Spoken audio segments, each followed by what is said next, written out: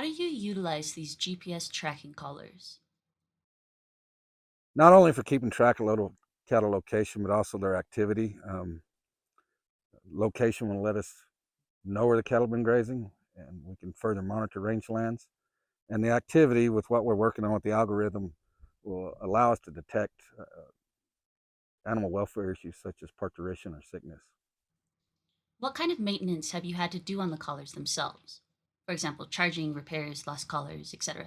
The GPS collars are battery operated. Um, the more points they give you, the more data they report, the faster the battery wears out. So you have that issue of changing batteries. Much like and unlike the VF collars, before we changed the collar design, we did have some collars falling off. But with the new design, we don't have any issues with the collars falling off. And much like the VF collars, as the cattle gain weight and lose weight because of calving and so on and so forth, you have to adjust the collar. Do you ever worry about the cattle getting the collar snagged on something and getting hung up in it? We've never had any issues that we know of the cattle getting hung on anything with the collars. There's with the vegetation that's out here and the mesquite, I don't think it'd much cause an issue. I could see if you were in an area with bigger trees, bigger branches, that something like that might happen, but we've never had any issues. Have you noticed any benefits from having GPS tracking collars on your cattle? Oh, most definitely, and I already touched on some of them. It gives us real time tracking. We're able to know the location of the cattle, and as we move forward with the rancher's dashboard, knowing when the cattle calve, if there's an issue such as sickness, a decrease in movement, that'll help us better manage the cattle. Another advantage is, if with these cattle, with the GPS collars, you don't have the virtual boundary aspect.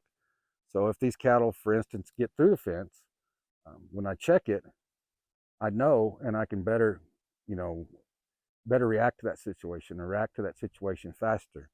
And that kind of helps me in two ways.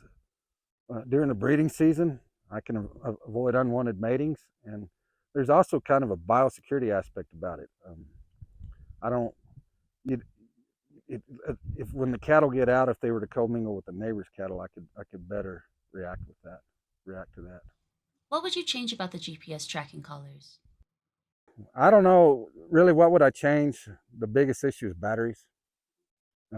If you could go to a solar-based product, or even way the GPS compact tractor communicates. Moving forward in the future with these ranching technologies in remote areas like this where there's no cell phone service, uh, I think moving everything towards a satellite-based communication, my opinion, I know there's barriers to that and there's hurdles, will further promote these products and allow ranchers that are in remote areas to utilize them. What kind of advice would you give to another rancher considering adopting this technology on their ranch? See how it's going to work for you. Look at how they communicate and the cost of the infrastructure, and go from there. And once again, just see how it really and truly, with your management style, how will it benefit you. But there's lots of added benefits with real time tracking.